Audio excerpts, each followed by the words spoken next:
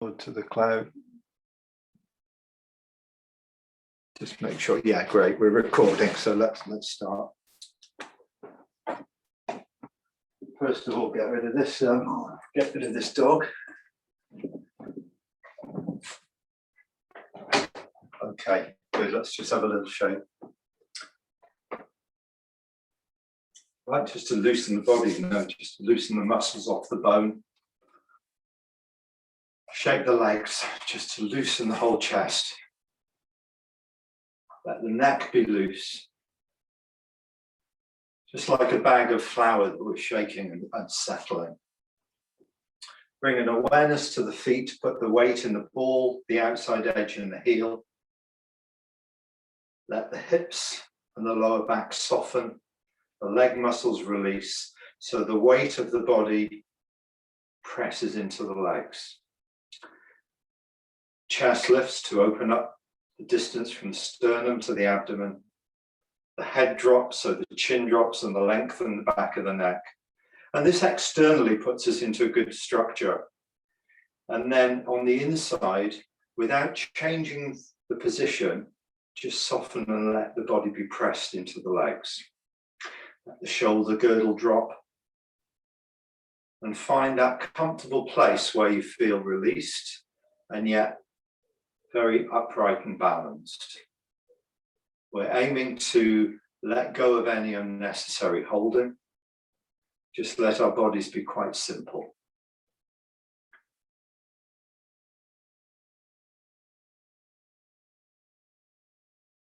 As you soften the legs and as you soften the lower back, allow the spine to elongate. There should be a genuine feeling of the spine opening up and elongating as you drop the center into the legs.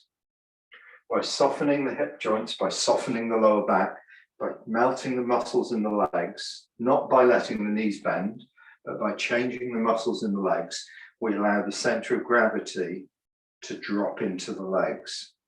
It's like the legs are a beach ball. The weight of the body pushes us down into that beach ball. And the spine elongates as a result. That's what we're trying to find. We're not looking for the whole spine to drop. We're not looking to take ourselves to a lower position.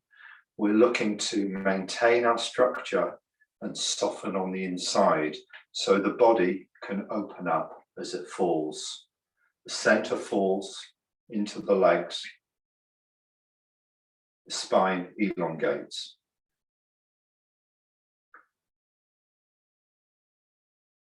When we lift the arms and go into the first loosening exercise, as I move into this position, that's exactly the same that I'm looking for. So when I sink here, the legs softening, the lower back releasing, the upper body melting, the spine elongating.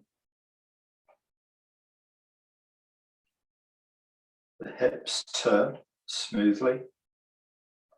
The body is poured onto the leg. The spine elongates and stabilizes and settles over the foot. I release and turn back. And I sink onto the right foot. Same thing. The sinking takes place the whole time I'm turning. The sinking takes place the whole time my alignment, center line is moving across and over the foot.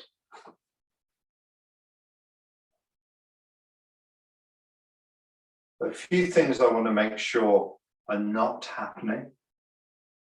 A few common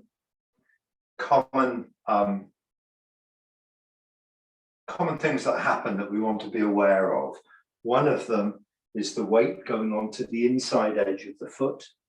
I don't know if you can see my foot rolling on the ground. We don't want any of that.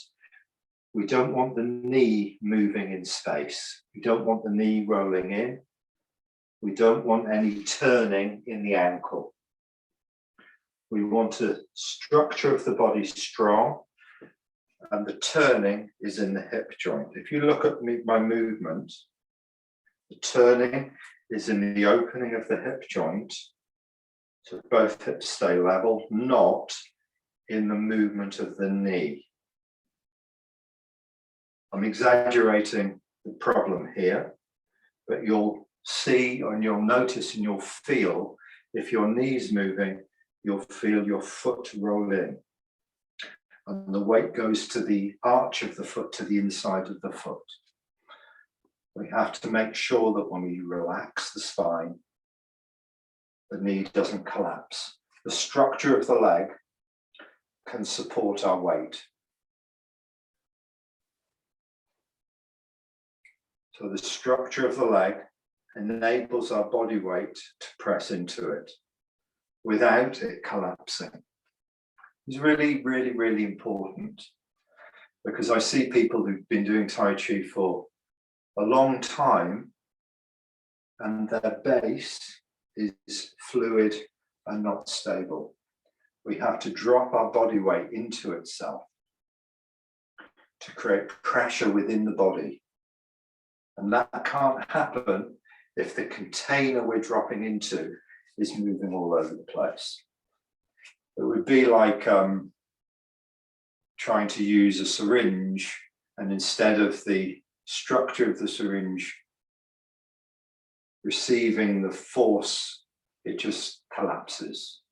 There's nowhere for it to go. I use the word syringe carefully, because it's similar to that. My body is dropping in to the structure. Something fluid is melting into the structure of the body. This is the same in every single movement that we do, where we're moving across, turning and sinking.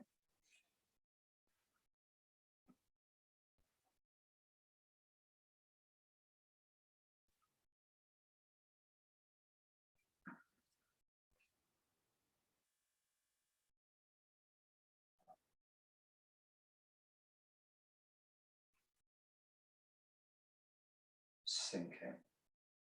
The whole time I'm moving across, sinking and changing the muscles, melting the muscles to allow the weight of the body in, melting the shoulder girdle, so everything presses down buoyantly onto the leg, onto the center into the leg.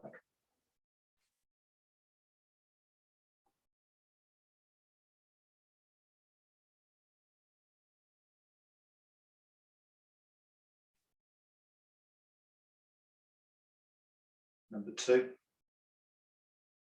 same thing, exactly the same thing. The body is releasing, the lower back softening, the spine is elongating as I drop. I'm doing it over 4 swings of the arms very smoothly. 1, 2, 3, 4. I'm coming up, I'm lifting up slightly, pushing up with the legs smoothly and evenly. 1, 2, 3, and now I'm coming up to the top. Now release again. On number 1, dropping of the arms, the legs begin to soften, and you feel yourself dropping into the legs ever so slightly. As the legs change a little bit, the body drops in a little bit. That's the drop of the arms, number 1. Number 2, same thing again, but now focusing on the hips, the lower back, and looking at the melting of the hips settling in. For the first drop of the arms, I feel my body drop into the legs and the knees begin to stabilize. The second melting of the second swing of the arms, the hips soften, the lower back softens, and I feel the center stabilizing. The third swing of the arms, I soften the abdomen, diaphragm, abdomen, and I feel the center of the chest settle in. And the fourth swing of the arms, I drop the shoulder blades, the shoulder girdle, the back of the neck, and the crown of the head. So it looks like from the beginning, from the top, 1, hips, torso, shoulders, back of the head. Coming up, 1, 2, 3, 4. As you drop your arms the first time, focus on releasing the legs. Release the hips. Release the torso. Shoulders and the back of the neck. Coming up, 1, 2, 3, 4. The mind and the legs, soften the legs, 1. The mind in the hips and the lower back, 2. The mind in the torso and chest, 3. The mind in the shoulders, back of the neck, 4. Coming up, 1, 2, 3, 4. Sinking. Legs, 1. Hips, shoulders, hips, 2. Lower back, 2. Torso, 3. Shoulders, back of the neck, 4. If you carry on doing that, I just want to have a look at your movements.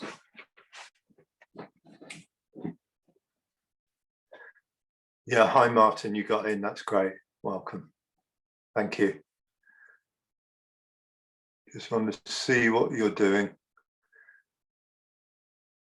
I may not make any comments. I just want to generally have a look at your movements.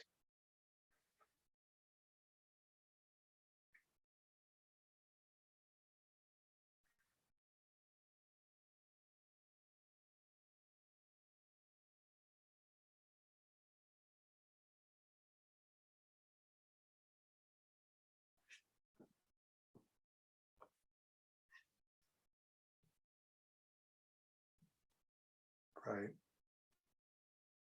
And if you've got any questions, you can ask any time. Just butt in and unmute yourself and ask.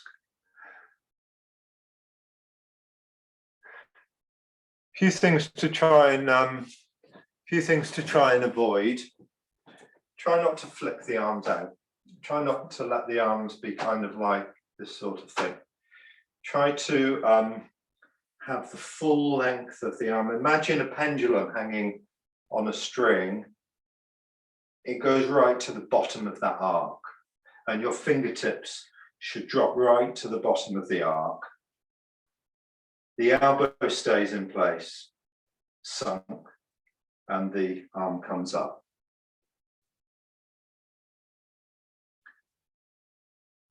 I used to do this much more deliberate. I used to have much more of a wave in the arm. Lift the shoulders, lift the elbow, lift the wrist, drop the shoulder, drop the elbow, drop the wrist. I don't do that anymore. I make movements much smaller these days. So the wave definitely goes out to the fingertips, but it's not an exaggerated physical wave anymore. It's much more a stretch wave that goes out. You feel that when the arm opens out, something's riding along your arms to reach the fingertips, so the whole of the body's included. You don't want the arms to be loose and floppy because then they're not included. You want the elasticity and the stretch to really reach out to the fingertips.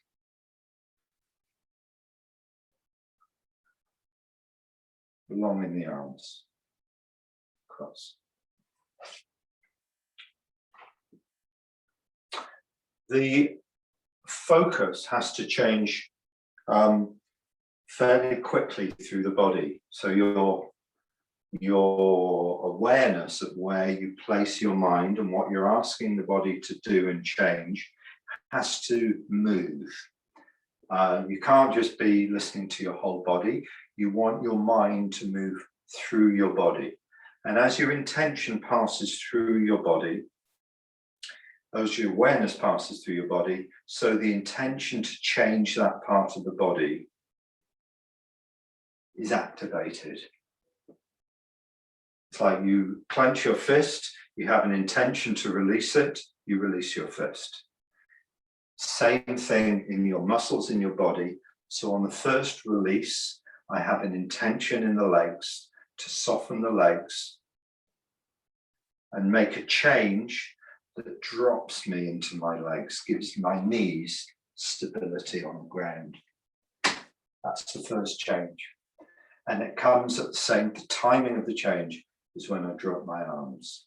So as I'm dropping my arms, I'm looking for this release in the legs that allows my body weight to press onto the knees and into the feet. Number two, as I drop my arms and let them swing up, I soften into the hip joints. The lower back will allow my pelvis to settle like a boat on water into the legs. Very fluid connection between the center of gravity and the feet through the legs. And it's just like a boat resting on water.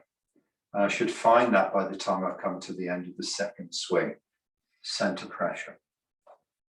On the third one, my mind rises again, activates the intention to release through the whole abdomen. Diaphragm, beginning of the relaxation of the chest. And the torso feels like it settles onto the center. The structure of the body is growing. The last swing upwards of the arms, the shoulders drop, stretch goes along the arm, and the shoulders feel connected onto the torso. Head feels connected, releasing the neck muscles, and the body settles in. I'm going through the second loosening exercises in a bit more detail, because I know you've been doing the second loosening exercise a while, but I want to really make sure that it's not just a loosening exercise. It's not just throwing the arms about and being loose. We're actually really trying to find the structure of the body in the timing of the exercise, because this is what happens in the moves of the form when we settle. So for example, when we do step back to repose monkey, and we take a step behind, second loosening exercise, the leg changes, torso changes, my mind rises, shoulders settle, everything settles. So that quality of settling in happens every time we connect. And the second loosening exercise is very much about connecting onto the ground, connecting our body weight into the legs, connecting our torso into the center, connecting our shoulders on top, creating that column of structure that's loose and stable. And that's the key to the exercise at this stage of our training, to look for that as we move. There aren't many postures in the form where we're double weighted or where we've got the weight equal in both feet. But the principle of how we change is the same as we settle into our structure.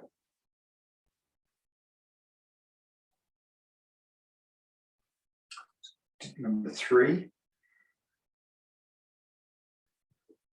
center line stays.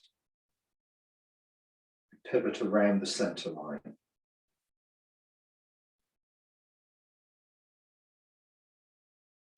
Sinking in, turning the hips, allow the shoulders to turn, let the arms swing out. Turn back, arm, the slack is taken out of the arm, and it begins to drop. Sinking into the opposite side, turn the shoulders with the turning of the waist. Without lifting the shoulder, let the arms swing out. Keep the shoulder connected. Don't lift the shoulder up. Keep the shoulder connected, let the arms swing out. Turn square and sink onto the other side. So the mind changes the leg,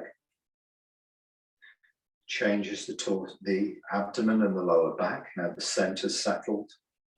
Relax the torso. Relax the shoulder and let the arm swing up. You can see the mind moving through the body in the same way. And as the awareness passes through the body, so the intention to change the leg, the intention to change the hips and lower back, the intention to change the torso, the intention to change the shoulder, keep it connected, and let the arm swing up. Turn back. Sink.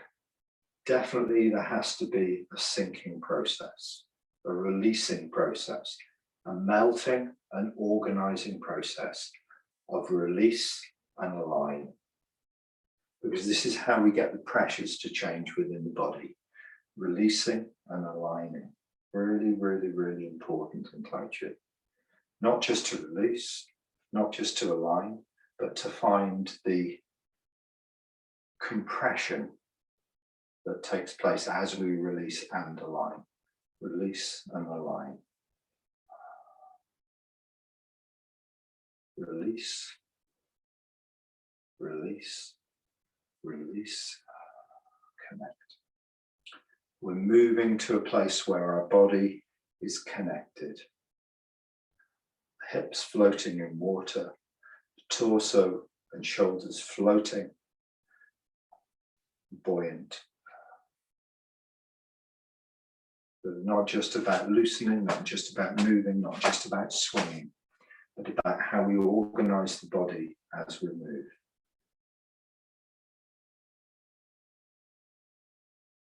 Common mistakes are to move the center of gravity across, move the center line across. We don't want to do that. We want to keep the center line in place and just turn around it. Common mistakes are for the knees to come in.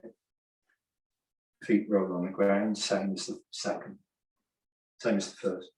We want to try and check those things as we move.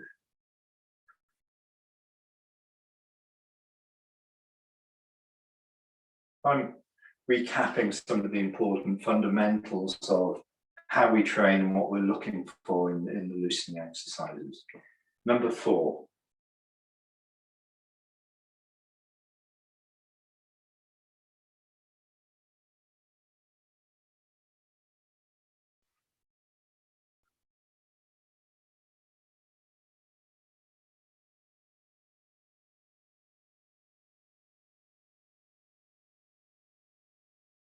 Chest opens to draw the arms through. Shoulders open. Chest opens. Chest closes. Swing the arms around.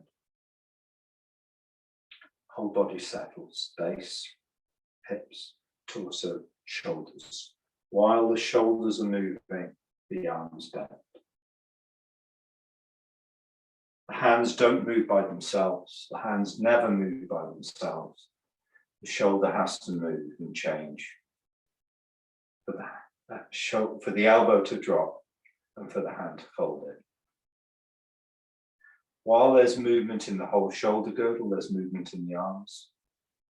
Never move the hands independently. Never move the shoulders without the arms following, because the arm is connected. We want to have this connection so that when the center drops, the shoulders drop, the arms move. The center leads the movement. The center sinking into the legs leads the movement of the arms. Whether we're turning from the center or whether we're sinking from the center, it leads the movement of the arms. And I'm focusing more on the up and down vertical movements rather than the horizontal movements, but we'll come to those. Open the chest, draw the hands through the qua, open the chest, close the chest to bring the shoulders back. Sinking, connecting, and releasing. Breathe in, open, breathe out, close. Sinking and drawing. Third one, the hands open. Roll together the fingers. Sink. As the hands push out, the body's sinking.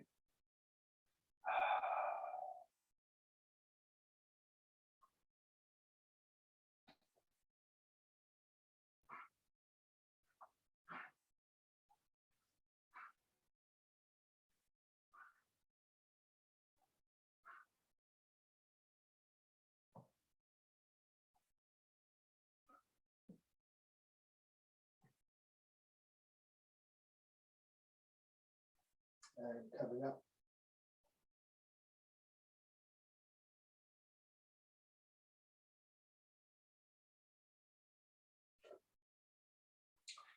Fifth loosening exercise.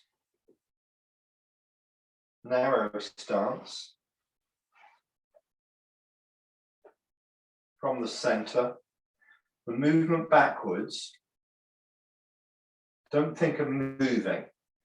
Think of the changes we make in the second loosening exercise of softening the back leg to allow the torso in, to allow the weight of the body to press into the knee, to give your back knee some stability. The first amount of stability is the change in the leg.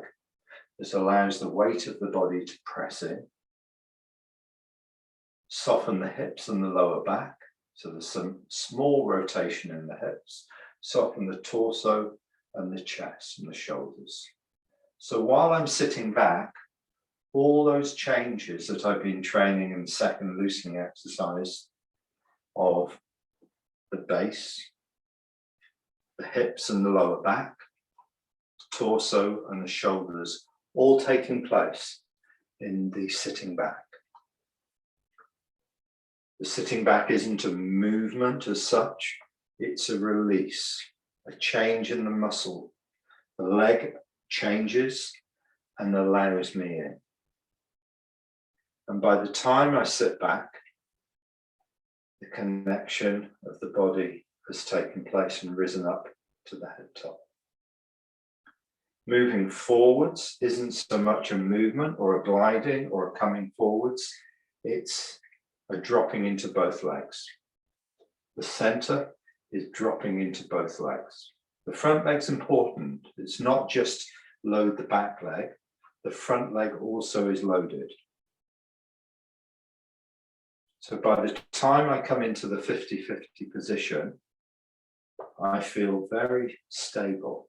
My body's pressed into the legs.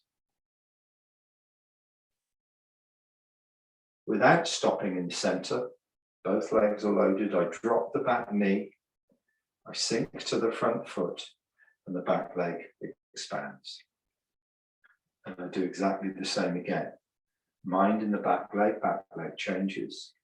Lower back, hips change, chest changes, shoulders changes. I'm sitting 90% back.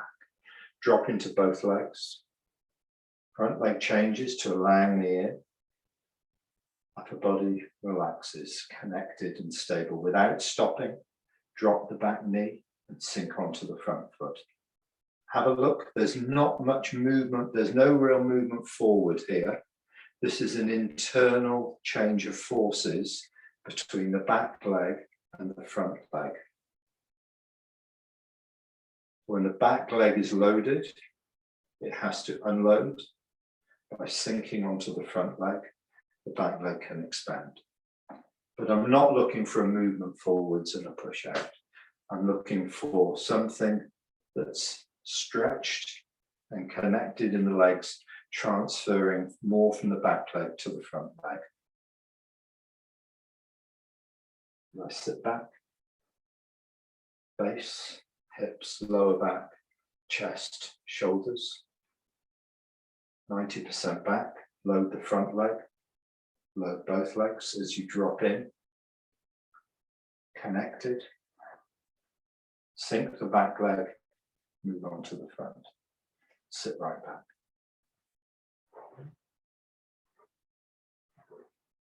Sinking. Lifting, sinking, lifting. Turn.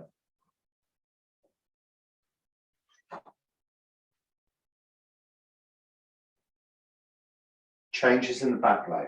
The mind in the back leg releases. look for, the things to look for, if you're doing it well, the things to look for is you will feel the knee connecting into the foot, that slight compression of the knee and the foot becoming more stable. As soon as you're feeling the knee becoming stable, soften the lower back and the hips, and you'll feel the center becoming stable on the knee. As soon as you feel the center becoming stable, change the torso and drop the shoulders, and you'll feel the whole body becoming stable on the back leg. Then you want to drop into both legs to load the legs. Empty the legs, let the center fall in. Drop the back knee to create a little bit more compression in the back leg, at the same time sink to the front leg and the back leg expands.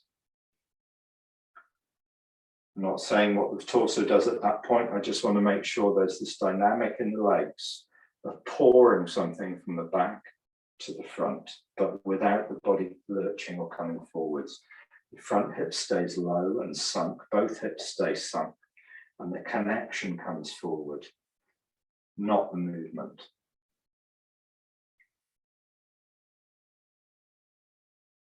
That's like the syringe again. When you push on the syringe stays in place, the forces change, and the movement is through the syringe. It's not the whole syringe moving forward when you push it.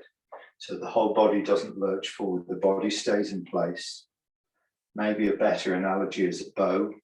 When you let go of a bow, the bow stays in place. When you let go of a bow, it doesn't go forwards.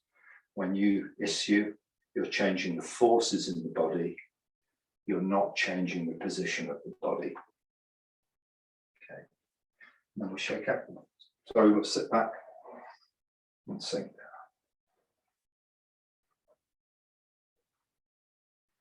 So I'm going over these exercises in this detail, partly for Fred, because he's just joined us, because he hasn't trained with us before, and I know it may be different to what he's worked with Patrick, and it may be different from what he's worked with Jean and Dave. I'm focusing more on working with Wiki Jane at the moment, and we're working with forces in the body rather than big physical waves.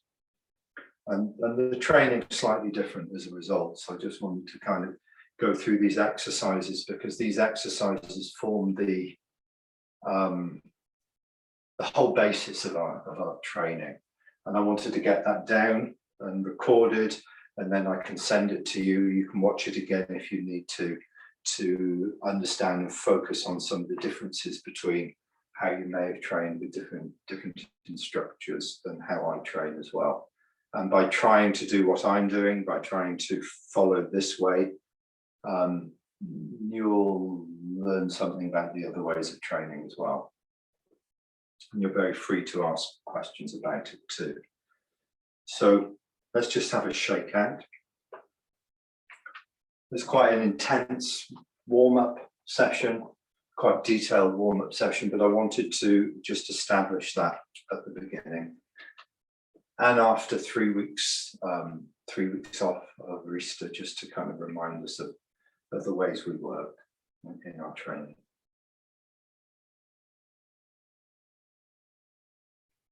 Good point in the class. I'm going to ask if there are any questions actually before I go into the into any of the form.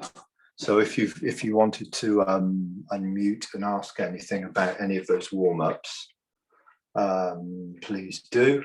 If you don't have any questions, we'll go straight into a posture and then into the form. So I'll just give you a moment or so to see if there's anything you want me to ask.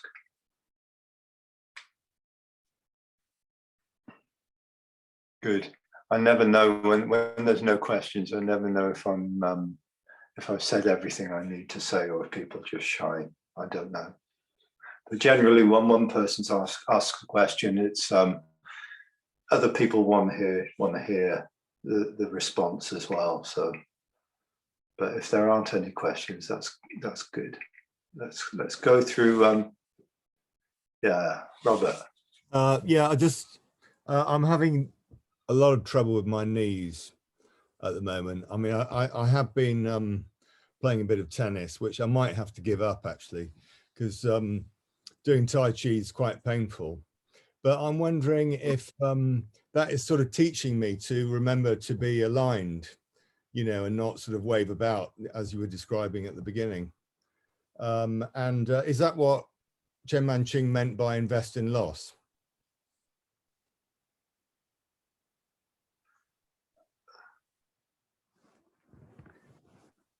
You have to, with our knees often, the muscles around the knees and the calves and the thighs carry the weight of the body. Okay, so the tension in the muscles is the body's heavy. The body's where you try and move someone who's collapsed and you'll see how heavy they are. The body weight is really heavy. And these main muscles are the muscles that they're very, very strong, and they're very meant to be strong for us to move. But what we often do is just carry too much. And what we're learning in Tai Chi is to drop into ourselves. But if we're still carrying our body weight and we bend our knees and still carry the weight and the muscles haven't changed, we've just lowered ourselves, then the muscles are still carrying our weight. And we want to try and move away from carrying our weight to being a hollow tube into which we pour ourselves, right? So I think of myself more as a fluid that melts and drops into a tube. And that pushes my knees into the feet. Have a look at how much movement there is. I'll just come in a bit closer. Have a look at how much movement there is in my knees. I'll do it from the side, right? From here to sinking. This is standing, this is sinking. Right? I can hardly detect an up and down movement in my knee or a bend in my knee. It's not like I'm kind of doing, this is what we teach to beginners, just purely to get some movement into the body. Actually, when I'm dropping the forces through my body, there's almost no movement in the knees at all. But what I am feeling is a really big filling of the leg, like it becomes like a trunk, really quite dense and full in the legs. If you don't move the knees so much, you may find that you get that sort of strength coming without them hurting. But I know it's an ongoing issue with your legs, and I would imagine that tennis can be quite hard on the body because there's a lot of twists and turns and sharp movements. It might be that something like cycling or swimming is a better exercise because those kind of sudden bursts kind of good for you. Good if you do a lot of it and you're trained, they can be good, you know. But as we get older, those sort of sudden things are not so good, right? And something more continuous and gentle for the legs is a better exercise. So you have to work it out, Robert. But as for Chen Manqing saying invest in loss, personally, I think he was talking more about an ego aspect, that you get the thing wrong again and again and again, and you have to not worry about yourself being wrong. So you invest in the loss of, if you want to get tight, if you want to be right all the time, Tai Chi is not a very good method if you want to be right all the time, because Tai Chi, a lot of the learning in Tai Chi is about what we do wrong and about how we can change that. And the habits, most of the habits in our bodies, most of the way we use our minds, most of the way we use our whole system, as they need refining, we notice what we're doing wrong rather than what we're doing right. So we have to invest in it. We have to say, that's okay, that's fine. I'm on a pathway towards refining rather than worrying about it being wrong. That's a whole kind of discussion, really, that invest in loss. it's part of the way Tai Chi changes our character over time. Invest in loss. So they said, you know, Tai Chi should turn you into a martial artist, but it should turn you into an upright person as well, not just someone who's good at the art, but actually someone who's morally and got a lot of substance to their character. So that, you know, through investing in loss. But there's both aspects to it. Anyway, that aside, let's do a couple of postures and then we'll do some form. Robert, could I ask you to mute yourself again, if that's all right? Yeah. Thank you. Lost now. Great, thank you. Let's do press, push, single whip. No, let's not do that one. Let's do grass sparrow's tail. Ward off right. I'll do it facing you. First, the structure, the hips, the line of the spine, the head. We're going to turn to the corner. This is a sinking into the front leg. At the same time, the back leg's expanding. It's the expansion of the back leg that turns the hips. So the rotation point of the hips is the front hip joint. It's the same as a loosening exercise number 5. I'm sinking onto the front leg while the back leg expands, and that turns the hips. The right hand stays where it is and moves with the line of the body. The left fingers just drop slightly underneath the wrist. So now I was facing, in the form I'd be facing 3 o'clock. Now my hips have turned to about 4 o'clock. The line of the body, the hand, the face, 4 o'clock. I stay on the front leg and square. I sit back and drop the left hand to the hip joint. Notice here, I'm not over my back foot. I haven't moved on a diagonal across. I've just sat straight back. About 90% in the back leg. I turn open and the hand lifts. I turn back and it folds. As I glide into the 50-50, loading both legs, the wrists drop, chest drops. The hands feel stretched and sprung. The base feels stretched and sprung, connected and pressurized. I sink to the front foot. As the back leg expands, I relax the shoulders and the wrists go out, pressed. I leave the wrists where they are. I sit back, the arms elongate and open. Fingers just open when I'm on the back. As I move in and load both legs, I drop the elbows because the shoulders change. The arms move and bend. The arms feel lightly sprung. The legs feel lightly sprung. I sink to the front foot. I release the back. The arms drift out. I sit back, away from the fingertips. Bring my alignment towards the back foot and then turn. Let's do that together one time. Shoulders width between the feet. Front foot straight ahead, right arm, the crease of the hand on the center line of the body at the height of the throat.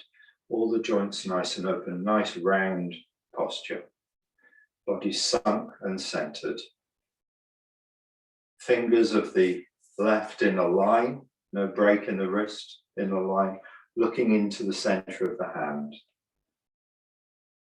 The turning to the corner comes from the sinking onto the front foot and the expansion of the back leg, pushes the back hip forwards. So there's a change in the legs. While I move to the corner, there's a change in what's going on in the legs. I'm pouring my connection onto the front leg. to allow the loading of the back leg to unload. The hips turn first, the shoulders follow, and the hands follow. Sink onto the front leg, turn back, sink onto the back leg, turn open, turn back, hand comes in one fist from the ear, sink in, load both legs, drop the shoulders to stretch through the arms, onto the front leg, press. Sit back, move in and through, sinking onto the front leg. Roll back, press, push. We want to make sure that all the movements come from the change in the legs and the base, not from the hands, not from wanting to go to the next move, but from waiting until the pressure changes in the legs, feed through to the center, feed through to the shoulders, and are expressed in the fingertips. Okay. So the fingers don't move by themselves. We don't move into the posture because we know it's next. We wait for the sensations of filling the front leg, letting the back leg empty, dropping the shoulders, waiting till that movement comes into the fingertips. Waiting. One more time.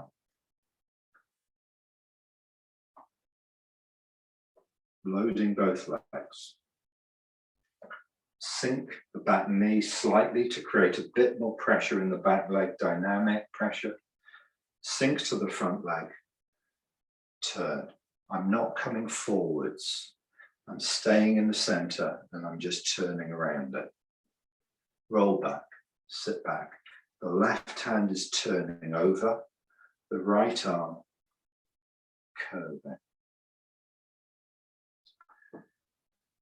Roll back.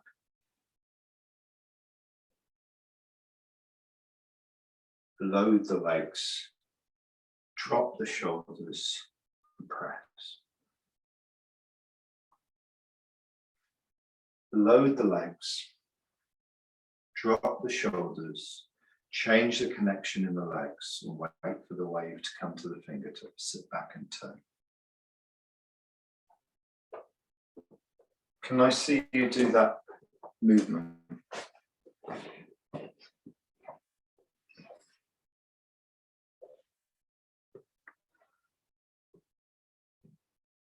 Just do it in your own time.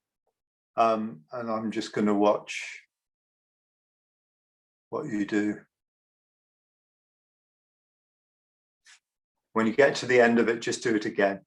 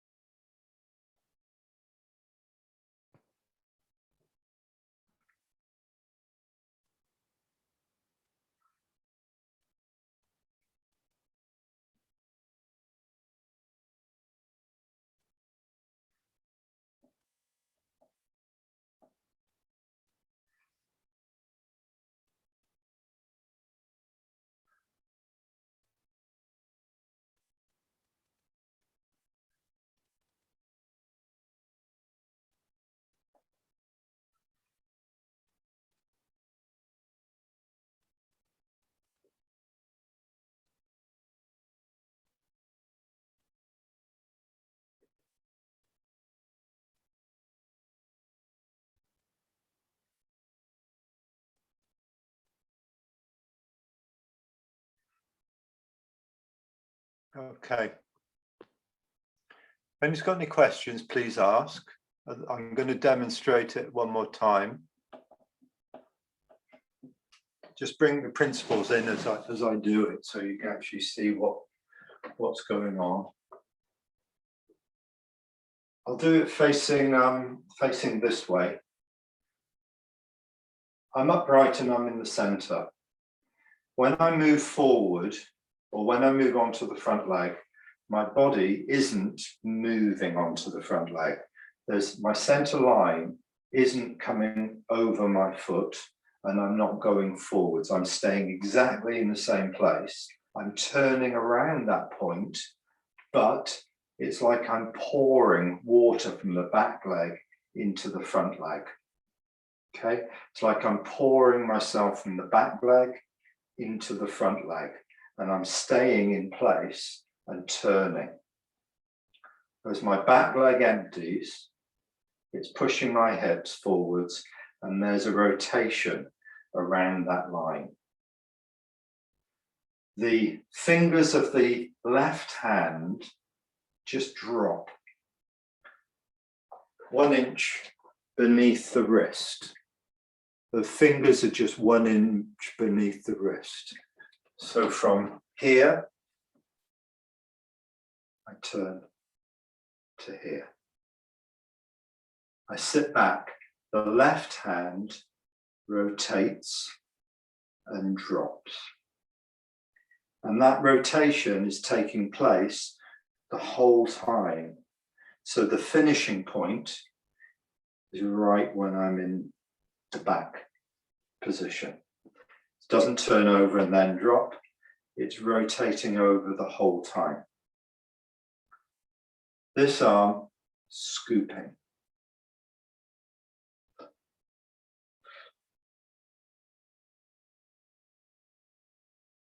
I turn back. Sorry, I lift. As I turn open, the arm lifts. As I turn back, the arm folds, facing straight ahead. As I drop into the center, as I reach the center, the wrists touch 1 fist from the body. As I sink onto the front foot, shoulders drop and the arms lift. Keep the hands where they are, as if a tree is here. As I sit back, the arms open up around the tree.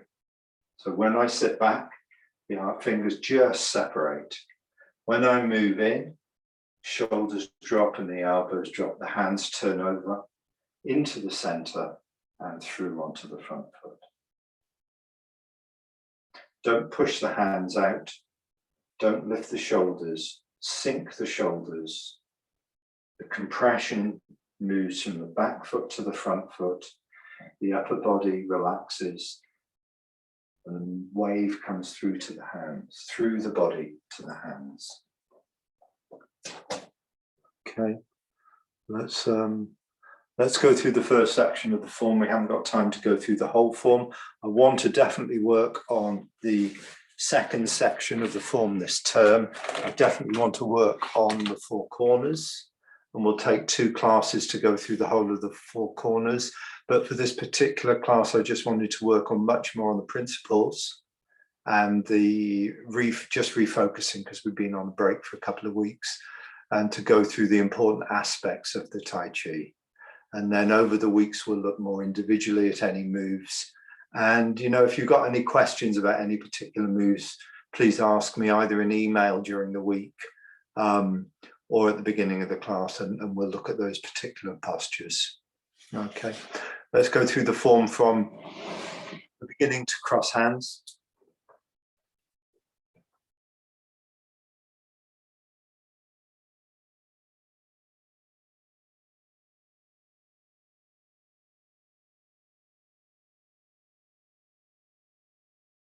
You always lift the sternum, create space between the abdomen and the chest. Lift the back of the neck so that the body is really nice and upright, and then take any unnecessary tension out by softening down, letting the body drop into itself and come to a resting point where you feel the center stable, the chest relaxed and stable and buoyant. Starting the form, facing 12 o'clock. Turn open to 1:30.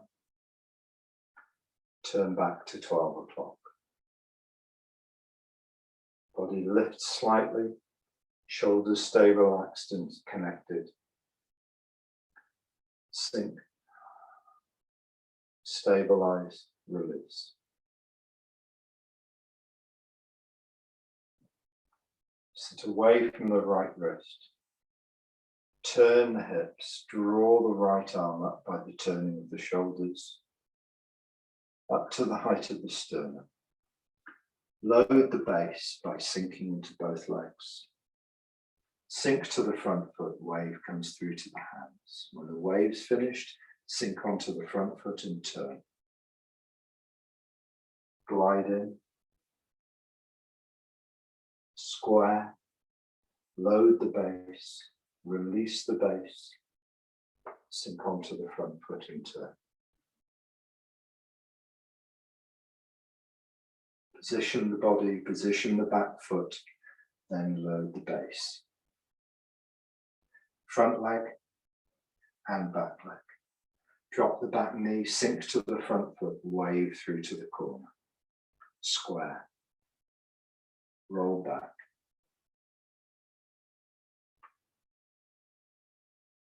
Press.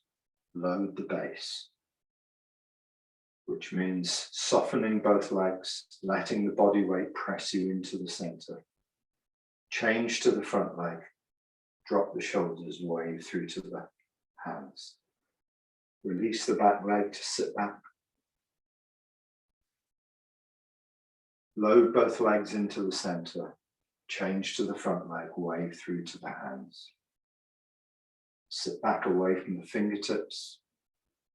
When you feel stable over the back leg and compress slightly over the back leg, turn. Back to the right leg. Sinking as you turn, sinking as you draw the left foot in, sinking as you step, glide in, position the base, load the base. Load means letting go, first in the legs, then in the hips, then in the chest and shoulders, and letting the weight of the arms drop. Change the connection to the front foot, wave comes through to both arms. Sink onto the left, lifting hands.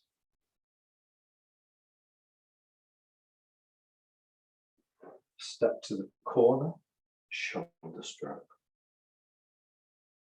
Sink to the front foot, left. Open up. And the base changes, the hips change, the torso changes, the shoulders change, connect, turn and chop.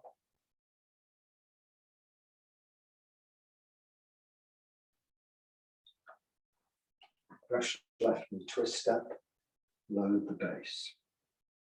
Turning in, sinking into the front leg, sinking into the back leg. Change to the front leg, let the back leg expand, relax the upper body, wave comes through to the hand.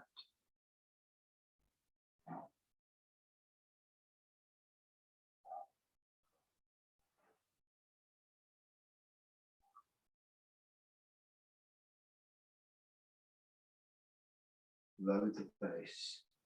Both legs loaded, back leg 55, front leg 45.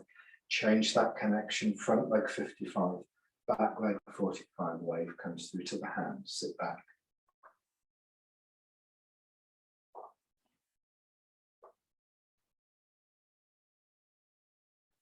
Move into the posture by sinking the base, organizing the torso.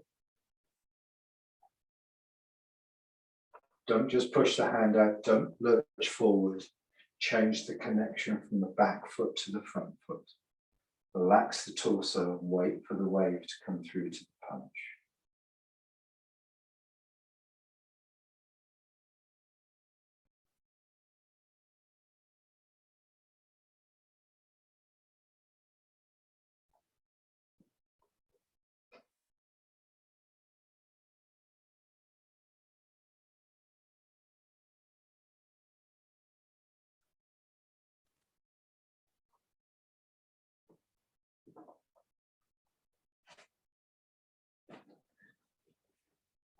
Okay, so I'm going to send the video out for you tomorrow.